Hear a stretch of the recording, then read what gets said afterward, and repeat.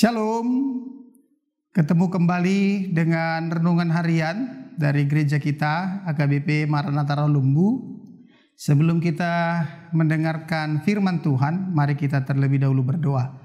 Terima kasih ya Tuhan buat hari yang baru ini. Berkatilah kami dalam melakukan aktivitas kami.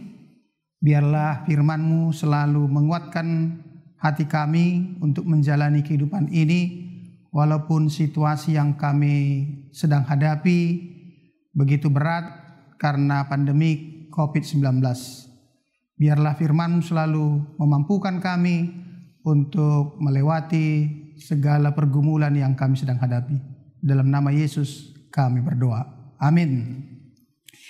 Di hari Selasa tanggal 6 Oktober 2020, firman Tuhan yang ditetapkan bagi kita diambil dari kitab Nabi Amos pasal 9 ayat 14. Demikian tertulis firman Tuhan. Aku akan memulihkan kembali umatku Israel. Mereka akan membangun kota-kota yang licin, tandas dan mendiaminya. Mereka akan menanami kebun-kebun anggur dan minum anggurnya. Mereka akan membuat kebun-kebun buah-buahan dan makan buahnya. Ada seorang pria bernama Malih. Ia berasal dari sebuah keluarga yang berada, suatu keluarga yang berada. Ayahnya seorang pedagang besi yang sukses. Malih ini bertumbuh dalam keadaan yang dimanjakan oleh orang tuanya karena dia adalah anak yang lama dinantikan oleh orang tuanya.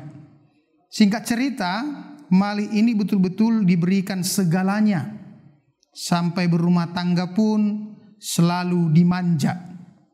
Lalu ayahnya memberikan kepercayaan besar untuk mengurus perusahaan mereka. Malih akhirnya memasuki dunia gemerlap. Dia pindah dari suatu kafe ke kafe yang lain, dari suatu bar ke bar yang lain, dan ditemani banyak wanita. Cara hidupnya yang seperti itu tidak disukai oleh orang tuanya. Seringkali orang tuanya menasehati Malih, tetapi Malih tidak peduli, dan itu membuat hubungan dengan orang tuanya semakin tidak baik. Dia ingin harta warisan dari orang tuanya segera dibagi, dan orang tuanya menyetujui apa yang dimintakan oleh Malih.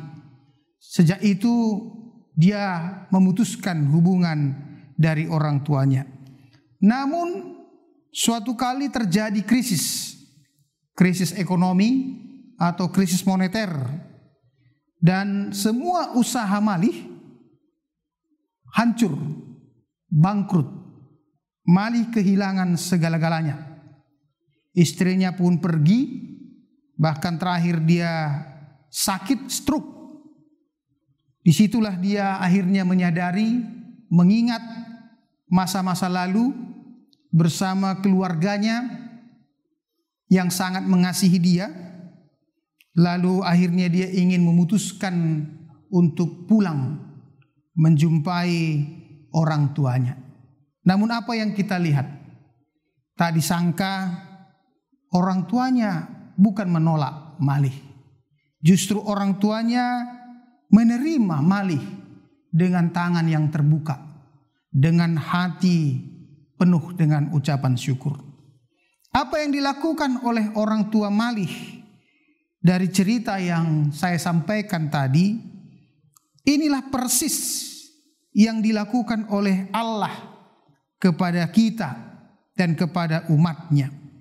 Begitu besarnya cinta kasih Tuhan kepada kita dan kepada umatnya, sehingga Tuhan selalu membuka hatinya, selalu membuka tangannya untuk menerima kita.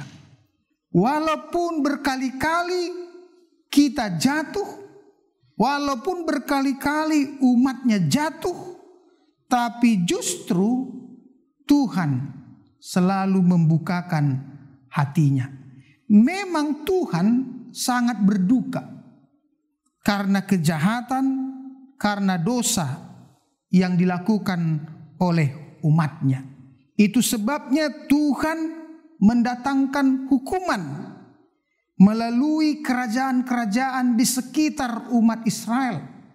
Kerajaan-kerajaan tersebut menyerang mereka, menghancurkan mereka.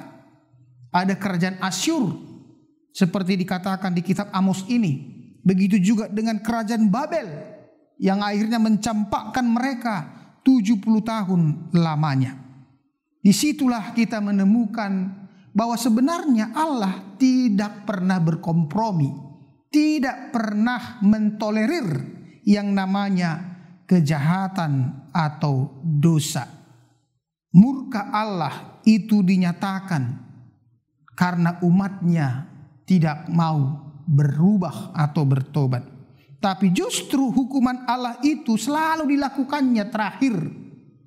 Karena dari sejak awal Tuhan ingin menyadarkan mereka.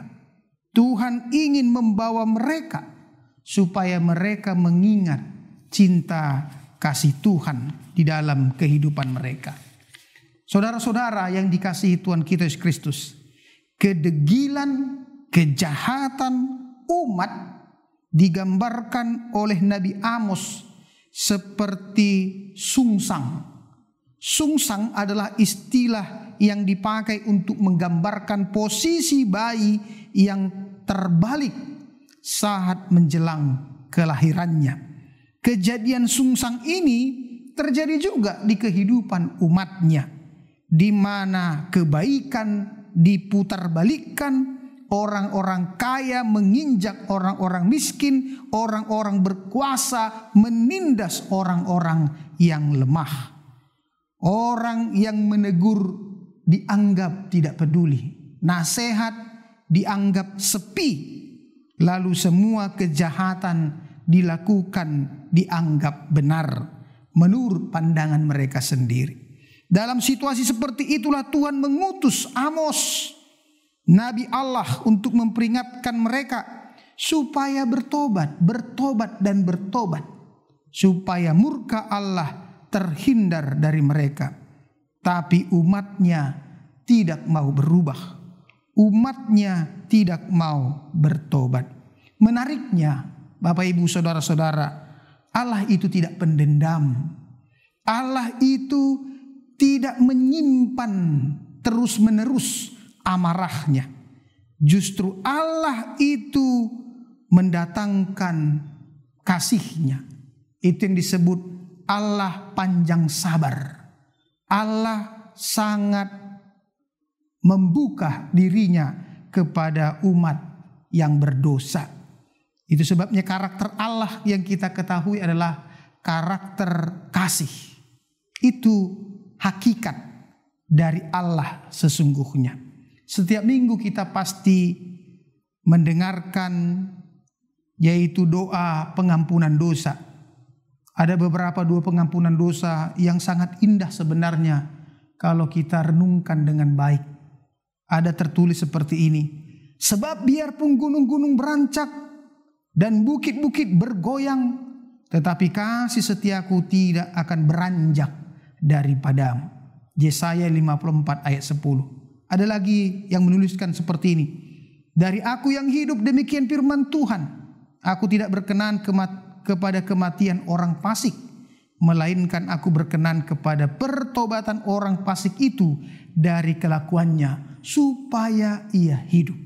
Yeskiel 33 ayat 11. Puncak dari kasih setia Tuhan yang nyata di dalam kehidupan kita adalah ketika Dia mendatangkan, menghadiahkan anaknya sendiri, yaitu Yesus Kristus. Karena begitu besar kasih Allah akan dunia ini, sehingga Dia mengaruniakan anaknya yang tunggal, supaya setiap orang yang percaya kepadanya tidak binasa. Itulah hakikat, esensi dari sifat karakter Allah yang kita ketahui. Tuhan senantiasa menghadirkan keselamatan. Tuhan senantiasa mengubah kehinaan menjadi kemuliaan. Tuhan senantiasa mengubah kutuk menjadi berkat, supaya kita bersuka cita.